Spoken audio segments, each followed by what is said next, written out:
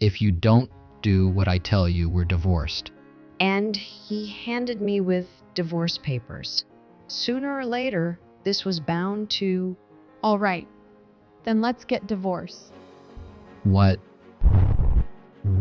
I filled out the divorce papers for him. All right then, I'll then file it. It was he gave me the divorce papers, but for some reason, he's stunned. You don't get it, do you? Yeah, all alone by myself. Is that all you want to say? Then that's enough. I'm busy with packing for moving out. It's obvious, isn't it? I'm going to divorce you and move out. It's a perfect timing in the end. My name is Sarah. I have been married to my husband for a few years now. We're childless and we both work. My parents died in a car accident during my first year of work, and I've been alone ever since. We were really appreciated when we got. Elle wanted to make my own family with. I want 2 children.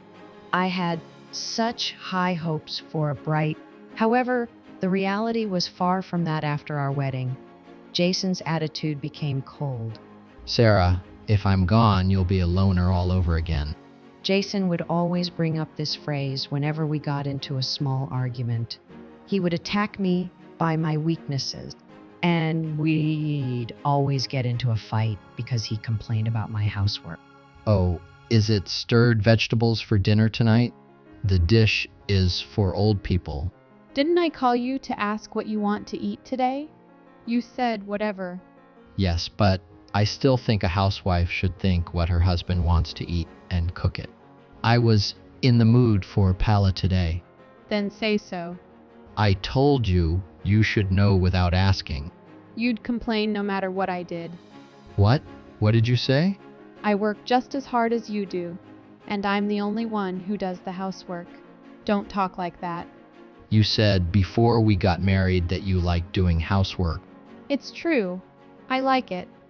But if you're always complaining about it, I won't do it anymore. No, I just thought you were being cheeky. Cheeky? If you're making that commercial, it means you think less of me. I don't like that about you either. You're always reading into things. I don't want a wife who talks down to me like this. Here we go again. Next, he'll start up the fact that I'm alone in the W. And then another synonymous statement by Jason, which is always said. Well, maybe having kids will make your loneliness go away. Maybe it's time for us to have kids too. Jason never forgets to say this after an argument. When we just got married, I wanted baby right away. But early on in our marriage, the 8 who had been so kind to me was gone. Now that he has become a man who complains, I'm hesitant about having children with him. It's true that I have no other relationship than with Jason. But before I married him, I lived on my own. I have enough money to save. I'd rather not go back to being alone.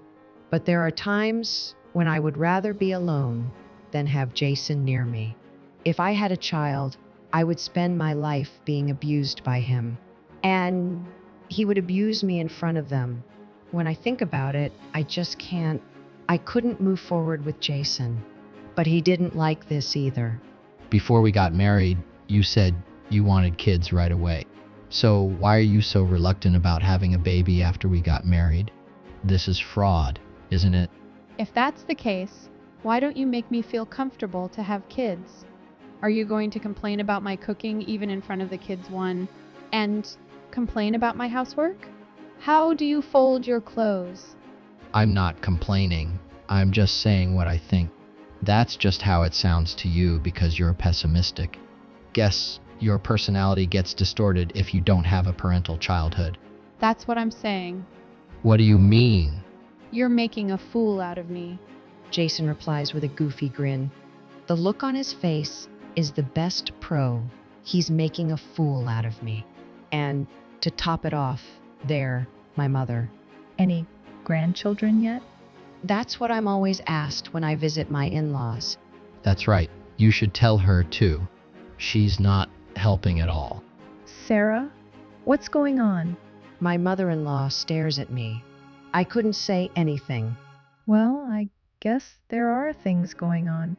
I talk to her all the time, but this woman, Just make sure you and Sarah talk it out, okay? okay, I understand. My mother-in-law doesn't talk so much. She's been living alone ever since husband died. She's not a bad person, but she's a bit of a saying, isn't it? Any grandchildren yet?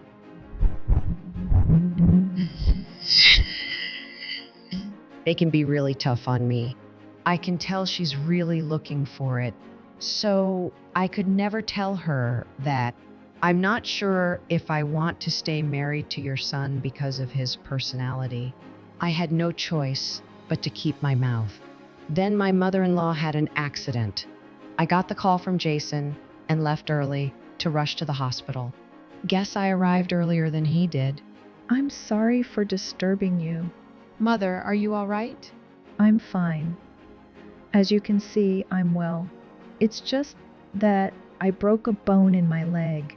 Oh my God, you don't have to cry like that.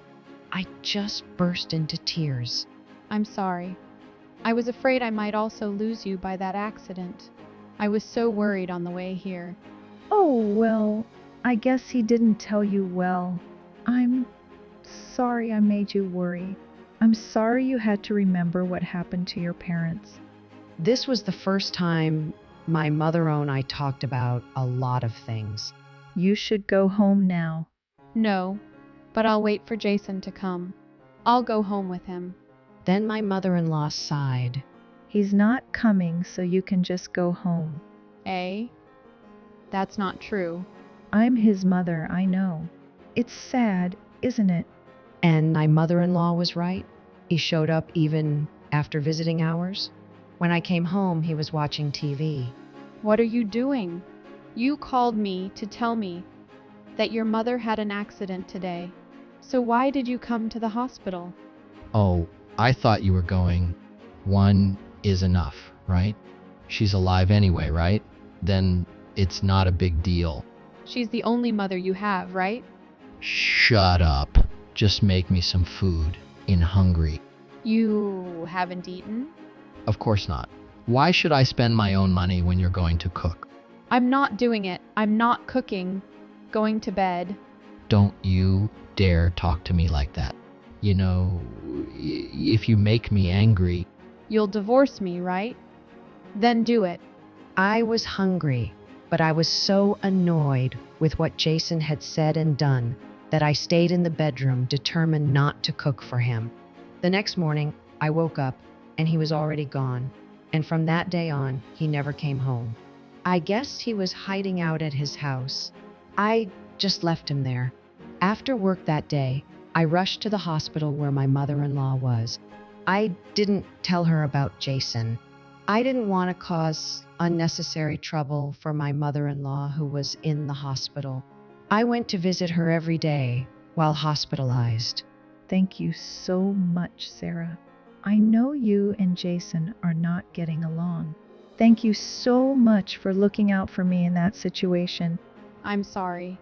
You don't have to apologize. I can imagine what happened when I knew you didn't want any kids. He must have done something to you. I didn't know what to tell my mother. All I could do was keep silent. A woman's intuition can be right. He's the one who made you worry about having children. So it now.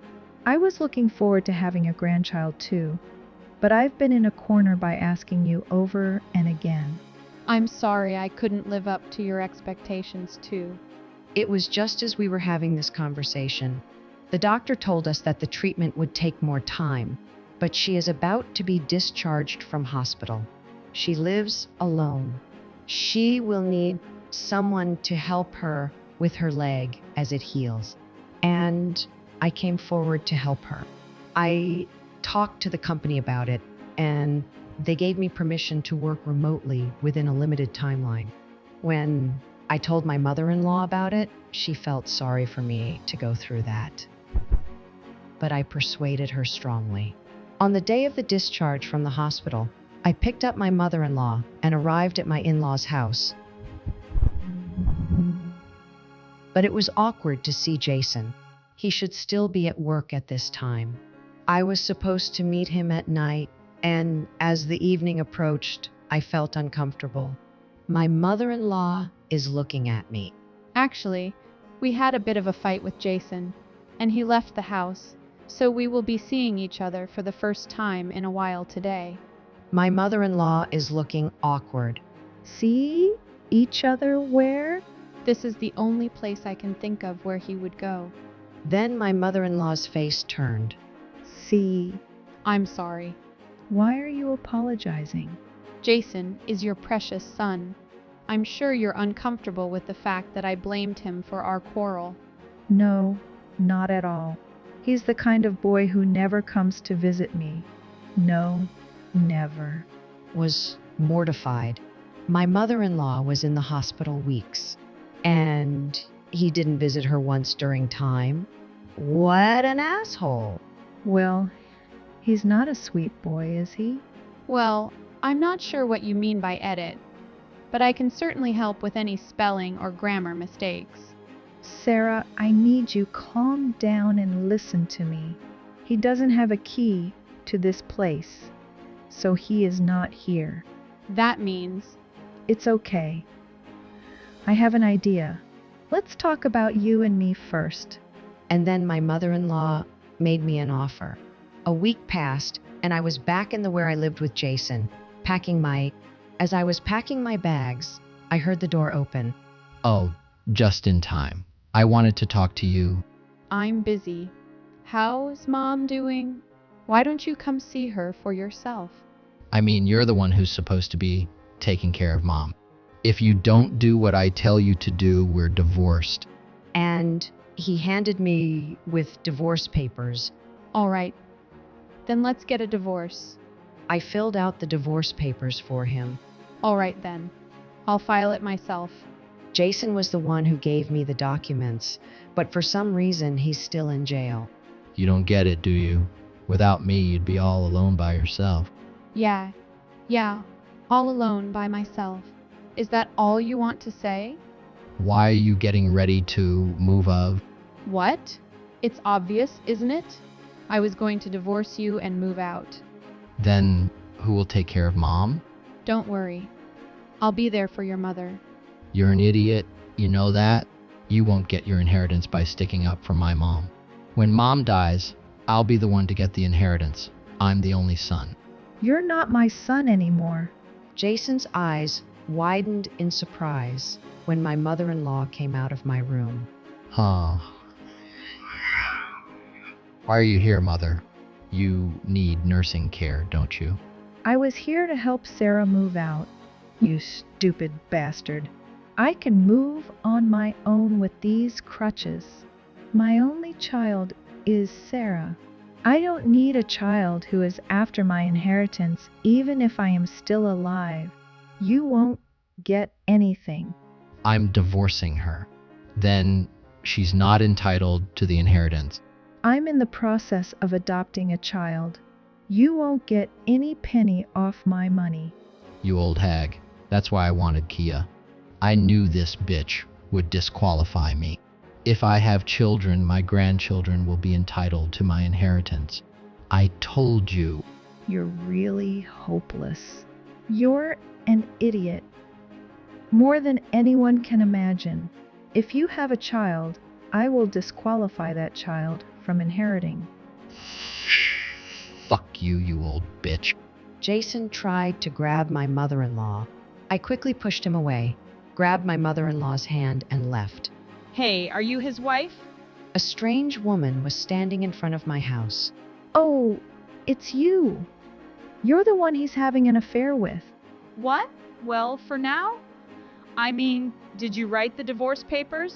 Please get out of this house as soon as possible. I see. So, Jason had rolled into this person's house, was surprised by the woman suddenly. I had zero feelings about Jason's act. I was rather excited that I could get alimony for this. And then Jason came after us. He flinched when he saw me face to his girlfriend. You're the one who made her wait here. So, you were having an affair? I'll make sure I get my alimony. Jason stooped there, stunned. My mother-in-law and I got into the car and drove away, leaving him standing there. Then we went to the city office and the divorce papers. After that, I demanded alimony from them, as I had declared. They made excuses, but their intense relationship was easily exposed through free-spirited girlfriend's social media. They both transferred large sums of me. The cheating partner was after my mother-in-law's inheritance. She disappeared from my ex-husband's life as soon as she found out that he was about to inherit a large sum of money. I guess they were very much alike after money. And Jason came to my parents-in-law many times to try to get back together, but his mother refused to see him. I blocked his contacts early on, so he couldn't call me. A couple of times he called me from an unknown number, but I don't have to deal with unknown number. Since then, my mother-in-law's leg has fully recovered, and she is doing very well with no after effect. I am very grateful to my mother for suggesting that we adopt a child. And now, several years later, I am enjoying my life with my mother. I am no longer alone. We can be a real family if we care other, even if we are not connected. I will continue to spend my life with my mother-in-law, my mother. It's unforgivable to take your wife's weakness and do whatever you want to. And his reasons for wanting to have been terrible. He will never be happy. I hope Sarah and her mother will be the future. Thank you for watching. Please subscribe to our channel. See you in the next video.